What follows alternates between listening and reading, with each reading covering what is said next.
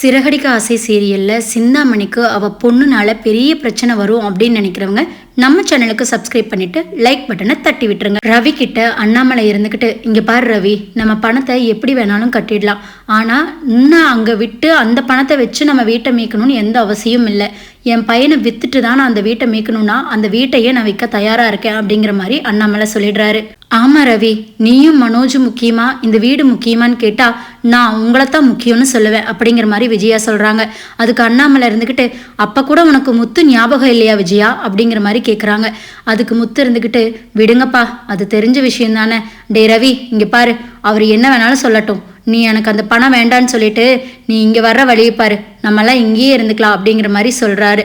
அதுக்கு ரவி இருந்துக்கிட்டு, இல்லடா ரவி, அவங்க பணம் நம்மளுக்கு வேண்டாம், நம்ம வீடு நம்ம கைக்கு வர்ற வரைக்கும் நானும் ஸ்ருதியும் அங்கே இருக்கிறோம், நம்ம வீட்டை எப்படியும் நம்மளால் மீட்புங்கிற நம்பிக்கை எனக்கு இருக்குது, மீட்டதுக்கு அப்புறமா நம்ம எல்லாரும் ஜாலியாக அந்த வீட்லேயே இருக்கலாம் முத்து அப்படிங்கிற மாதிரி ரவி சொல்கிறாரு. அதுக்கு மீனா இருந்துக்கிட்டு, நானும் ஸ்ருதி கிட்ட பேசுகிற ரவி இதை பற்றி அப்படிங்கிற மாதிரி சொல்கிறாங்க. ரவியும் சரி, எனக்கு ஹோட்டலுக்கு நேரமாச்சு, நான் கிளம்புறேன் அப்படிங்கிற மாதிரி கிளம்பவும், முத்துவும் மீனாவும் சரி, எங்களுக்கும் இங்கிலீஷ் கிளாஸ்க்கு நேரமாச்சு, நாங்களும் கிளம்புறோம் அப்படிங்கிற மாதிரி 3 பேரும் வெளியில் கிளம்பிடுறாங்க. அப்போ அண்ணாமலை இருந்துக்கிட்டு, எனக்கு ரொம்ப அலுப்பாக இருக்குது, நான் போய் சித்த படுக்கிறேன் அப்படிங்கிற மாதிரி போய் படுக்கிறாரு. அப்போ விஜயா ஃபோன் பார்த்துட்ருக்காங்க. அப்போ தான் அவங்களுக்கு ஒரு ஞாபகம் வருது, அட நம்ம மனோஜ் கடையில் சிசிடிவி கேமரா நம்ம ஃபோனில் கனெக்ட் ஆகிருக்குல்ல, அவங்க என்னதான் பண்ணுறாங்க, அங்கே என்ன நடக்குதுன்னு பார்க்கலாம் அப்படிங்கிற மாதிரி நினச்சிட்டு உள்ளே போய் பார்க்குறாங்க கேமராவை. அப்போ பார்த்தா ரோஹிணி அந்த ஷோரூம்குள்ளே நடக்கிறது அவங்களுக்கு தெரியுது. ஐயோ ஐயோ ஐயோன்னு கத்துறாங்க. அதை கேட்டால் அண்ணாமலை படுத்துட்டு இருந்தவர், ஐயோ என்னமோ ஆயிடுச்சு போலன்னு நினச்சி பதறி அடிச்சுட்டு ஓடி வராரு. என்னாச்சு விஜயா, என்னாச்சு, உனக்கு ஏதாவது ஆயிடுச்சா அப்படிங்கிற மாதிரி கேட்கும். அவள் வந்துட்டா அப்படிங்கிற மாதிரி கத்துறாங்க. யார் வந்துட்டா, எங்கே வந்துட்டா, என்னன்னு முழுசா சொல்லு அப்படிங்கிற மாதிரி அண்ணாமலை சொல்கிறாரு. அதுக்கு விஜயா இருந்துக்கிட்டு, இங்கே பாருங்க, இவ ரோஹிணியை நான் வரக்கூடாதுன்னு சொல்லியிருந்தேன், இவ வந்தா எனக்கு தெரியணுங்கிறதுக்காக தான் சிசிடிவி கேமராவை என்னோட மொபைலில் கனெக்ட் பண்ணிட்டு வந்தேன். மனோஜ் கிட்ட அவ்வளோ தூரம் படிச்சு சொன்னேன், அவள் இனிமேல் அந்த ஷோரூமுக்கு வரவே கூடாதுன்னு. இப்போ பாருங்க, என் பேச்சை மீறி அவள் மறுபடியும் உள்ளே வந்திருக்கா இவளை அப்படிங்கிற மாதிரி சொல்கிறாங்க. அதுக்கு அண்ணாமலை இருந்துக்கிட்டு, விஜயா, அவங்க கடைன்னு இருந்தால் 4 பேர் வரத்தான் செய்வாங்க, அதையெல்லாம் ஒரு பெரிய பிரச்சனையாக்காது அப்படிங்கிற மாதிரி சொல்லவும், விஜயா இருந்துக்கிட்டு, அது என்ன கடைனா இவ தான் வரணுமா, வேற கடையே இல்லையா, இவ வந்து அந்த கடையில் ஒரு வியாபாரம் நடக்குதுன்னா அது வேண்டவே வேண்டாம், இப்போவே நான் ஃபோன் பண்ணுறேன், அவள் மானத்தை வாங்குறனா இல்லையா பாருங்க அப்படிங்கிற மாதிரி சொல்லிட்டு, அந்த பொண்ணு சொல்லியிருந்தா இல்லையா, இங்கிருந்து பேசினா கூட அந்த சிசிடிவி கேமராவில் நல்லா கேட்கும்னு, இங்கிருந்துட்டு அடியே கேடு கட்டவளை இங்கே என்னடி பண்ணுற அப்படிங்கிற மாதிரி ரோஹிணியை திட்டுறாங்க. ரோஹிணிக்கு யாரை பேசுகிறா, யார் எங்கிருந்து பேசுகிறானே தெரியல, ஆனால் ஆன்டி வாய்ஸுங்கிறது மட்டும் நல்லா தெரியுது. மனோஜ் கிட்ட, மனோஜ் ஆன்டி வாய்ஸ் மாதிரி கேட்குது, வந்துட்டாங்களா மறுபடியும் அப்படிங்கிற மாதிரி கேட்குறாங்க. அதுக்கு மனோஜ் இருந்துக்கிட்டு, இல்லையே அம்மா இங்கே வரலையே. அப்புறம் தான் மனோஜுக்கு ரியலைஸ் ஆகுது அவங்க கேமராவை பார்த்துட்டு ஃபோனில் இருந்து பேசுகிறாங்கன்னு. ரோஹிணி கிட்ட, ரோஹிணி அம்மா முந்தானேத்து இங்கே வந்திருந்தாங்க, நீ வந்தது தெரிஞ்சிருச்சு போல, வந்து சிசிடிவி கேமராவை அவங்க மொபைலில் கனெக்ட் பண்ணிட்டு போயிருக்காங்க, அங்கேருந்து தான் பேசுகிறாங்க அப்படிங்கிற மாதிரி சொல்கிறாங்க. அதுக்கு விஜயா இருந்துக்கிட்டு, டேய் என்னடா அவளுக்கு விளக்கம் கொடுத்துட்ருக்க, அவளுக்கு விளக்கம் கொடுக்கணும்னு இப்போ ரொம்ப அவசியமோ, ஏய் கேடு கட்டவளை, உனக்கு இங்கே என்னடி வேலை, உன்னை தான் அத்து விட்டாச்சுல, என் பையனுக்கும் உனக்கும் எந்த சம்மந்தமும் இல்லைன்னு சொல்லியாச்சுல்ல, டைவர்ஸ் கேஸ் கோர்ட்டில் போயிட்டுருக்கு, நீ எதுக்காக இங்கே வந்திருக்க, என் பையனை மறுபடியும் பொய் சொல்லி என்ன சொல்லி ஏமாத்தலாம் மடக்கிக்கலான்னு வந்திருக்கியா அப்படிங்கிற மாதிரி விஜயா ரொம்பவே அவமானமா பேசிடுறாங்க. ரோஹிணிக்கு ஒரே அவமானமா போயிடுது. கடைக்கு பொருள் வாங்க வந்த அத்தனை பேரும் இதை பேசுறத தான் கேட்டுட்டு ரோஹிணியவே ஒரு மாதிரி பார்க்குறாங்க. இதனால ரோஹிணிக்கு ரொம்பவே அவமானம் ஆயிடுது. உனக்கு 10 நிமிஷம் டைம் தரேன், இங்கிருந்து நீ கிளம்பல, கடைக்குள்ள திருட வந்தேன்னு போலீஸ் ஸ்டேஷன்ல கம்ப்ளைண்ட் கொடுத்துருவேன், வந்து உன்னை பிடிச்சி உள்ள தூக்கிட்டு போயிடுவாங்க, ஞாபகம் வச்சுக்கோ அப்படிங்கிற மாதிரி விஜயா மிரட்டுறாங்க. அதுக்கு ரோஹிணி இருந்துக்கிட்டு ரொம்பவே ஃபீல் பண்ணி அழுகுறாங்க. கடைக்கு வெளியில் போகலாம் அப்படின்னு வெளியில் போக நினைக்கும் போது பின்னாடி திரும்பி, நான் ஏன் போகணும் அப்படின்னு ஒரு கேள்வி கேட்குறாங்க. அதுக்கு விஜயா இருந்துக்கிட்டு, நீ ஏன் போகணுமா, என் பையனை விட்டு போகணும்னு உங்ககிட்ட டைவர்ஸ் வாங்குறதுக்கு ஏற்பாடு பண்ணிட்டு இருக்கல, இங்கே என்னத்துக்கடி வந்த அப்படிங்கிற மாதிரி விஜயா கேட்குறாங்க. இங்கே பாருங்க, இப்போ நான் இந்த கடைக்கு வந்தது உங்கள் மகனுக்கு பொண்டாட்டியாவோ உங்களுக்கு மருமகளாவோ இல்லை, ஒரு கஸ்டமராக இங்கே இருக்கிற பொருளை ஒன்றை வாங்குறதுக்காக வந்தேன்.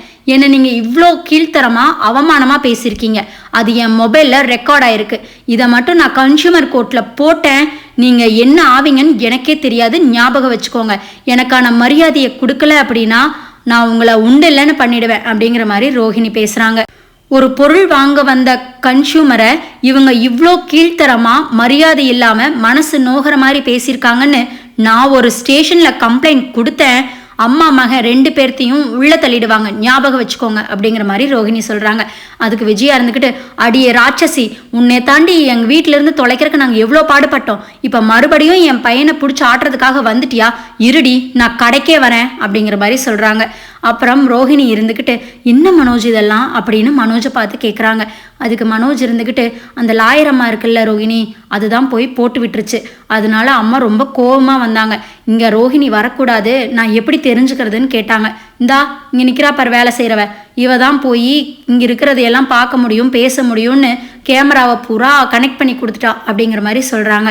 அதுக்காக இப்படியா மனோஜ் எல்லாருக்கு முன்னாடியும் பேசுவாங்க அப்படிங்கிற மாதிரி ரோஹிணி சொல்லவும், நான் தான் ரோஹிணி உங்ககிட்ட சொல்லாம விட்டுட்டேன், நான் உங்ககிட்ட நினச்சிட்டே இருந்தேன் இனி கடைக்கு வராத, இந்த மாதிரி ஏற்பாடு பண்ணியிருக்காங்க அம்மான்னு சொல்லணும்னு நினச்சேன், ஆனால் நானும் ஏதோ ஒரு இதில் மறந்துட்டேன் அப்படிங்கிற மாதிரி மனோஜ் சொல்கிறாங்க. அதுக்கு ரோஹிணி இருந்துக்கிட்டு, நீ இன்னும் குழந்தையா மனோஜ், நீ என்ன பண்ணுற, உன் கடைக்கு யார் வரா என்ன பண்ணுறாங்க அப்படிங்கிறதையெல்லாம் உங்கள் அம்மா பார்த்து கண்டிக்கிறக்கு அப்படிங்கிற மாதிரி ரோஹிணி கேட்குறாங்க.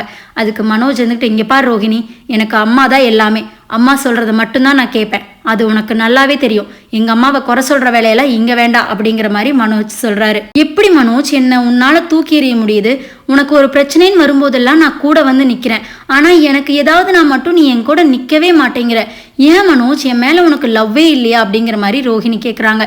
அதுக்கு மனோஜ் இருந்துக்கிட்டு, லவ் இருந்துச்சு ரோஹிணி, ஒரு காலத்தில் இருந்துச்சு, நீ எப்போ என்கிட்ட பொய் சொல்லி ஏமாத்தினியோ அப்போவே எல்லாமே போயிடுச்சு அப்படிங்கிற மாதிரி மனோஜ் பேசிகிட்டு இருக்காங்க.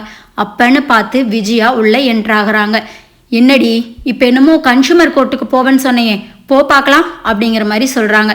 என்ன மிரட்டுறீங்களா அப்படின்னு ரோஹிணி கேட்கவும், மிரட்டலம்மா, நீ வேணா போய் பாரேன் அப்படிங்கிற மாதிரி விஜயா சொல்கிறாங்க.